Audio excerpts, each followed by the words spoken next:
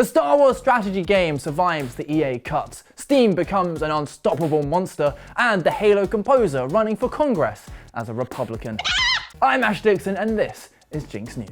Last week was rather brutal, with yet another onslaught of layoffs from both EA and Sony, and alongside the thousands of jobs lost, a bunch of upcoming video games also fell victim. And after it was revealed that a Star Wars FPS from EA and Respawn had been canned, fans of the franchise were rightfully worried about what that meant for the other games set in a galaxy far, far away. Well, you strategy fans out there can breathe a sigh of relief, as according to developers BitReactor, their AAA Star Wars title was unaffected by last week's cuts. Now, we know very little about this game other than it was announced back in 2022. The studio themselves are fresh on the block, but have developers who've worked on games like XCOM and Marvel's Midnight Suns. It's also being made in collaboration with Respawn, who may now be more involved due to their FPS being dropped. Either way, it does feel like there's few IPs safer than Star Wars at this point, and though the franchise has had its fair share of lukewarm games, it's hard to deny that a Star Wars strategy game could be an absolute blast. While Microsoft ponders about what to do next with their Xbox exclusives and Nintendo keeps pushing back the release date of the Switch 2, it appears as though PC and Steam Deck players are in a very good place right now. At least that's according to the latest Steam charts, as the gaming platform has broken yet another concurrent user record. Yesterday, around 34.6 million was simultaneously online, breaking the previous record of 34.2 million, which is pretty impressive considering the numbers really started to climb when everyone was locked in their homes, as well as the current competition like Epic Games Store and GOG. But when you look at where we are right now, it's pretty easy to see why. Helldivers 2 got so big a couple of weeks ago that the devs had to put a concurrent player cap on its server, and older games like CS2, Dota 2 and PUBG are all still as popular as ever. And of course, there's Palworld, crazy, nothing like Pokemon. Palworld, probably the biggest out-of-nowhere gaming phenomenon of recent memory. Speaking of, several developers have changed the names of their games on Steam to Palworld, as well as Helldivers 2 and other popular titles like The Last Epoch and Escape from Tarkov. Their Steam pages have changed too, including the developer and publisher tags. It all seems like the work of one organization whose games look like crappy asset flips and were selling for up to £49. So the devs behind Do Not Smile, which magically morphed into Helldivers 2, was called Whitehole Games until November. They changed their name to Glamourny and then Fest Studios. Fest Studios created the fake Last Epoch and Escape from Tarkov, which is pretty silly considering Escape from Tarkov isn't even on Steam. So while this is clearly a giant scam, all of these games have now been removed from Valve, but it's a little concerning that this was allowed to happen in the first place. I don't know if the poor saps who fell for this scam have been reimbursed, but hopefully it's a warning sign that players need to look a little more carefully before clicking that purchase button.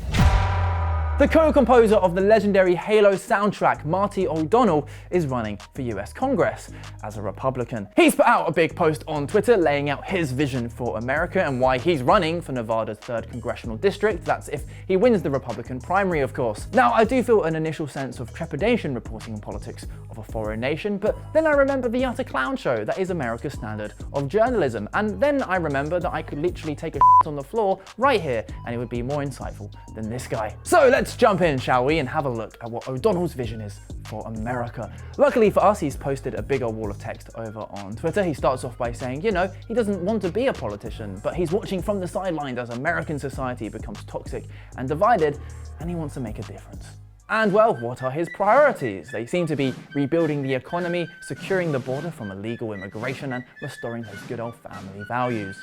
He's also launched a website, and while he's clearly leaning into his Halo background, it just makes him look like he wants to be some kind of galactic warlord, especially as it contains the quote, "Join Marty's army." Now, people who followed Marty on social media will know of his views. Back in 2007, he described himself as the most right-leaning person at Bungie. And I'm not an American, but from the outside looking in, anyone who looks at Trump and thinks, yeah, I want him to lead me and my country, is just baffling. After all the sexual assault allegations and calling Epstein a terrific guy and vocally boasting about sexually assaulting women, it confuses me that O'Donnell voted for him twice and why he'd say he would do it again. But I guess that's up to him. And no, I also don't think having a man from the Jurassic period is exactly the best alternative. But let's rein it in here, because this is a show about gaming. The reason I bring this up is because O'Donnell created one of the most beloved game soundtracks of all time, and he's clearly using that to boost his platform. And I put that question to you.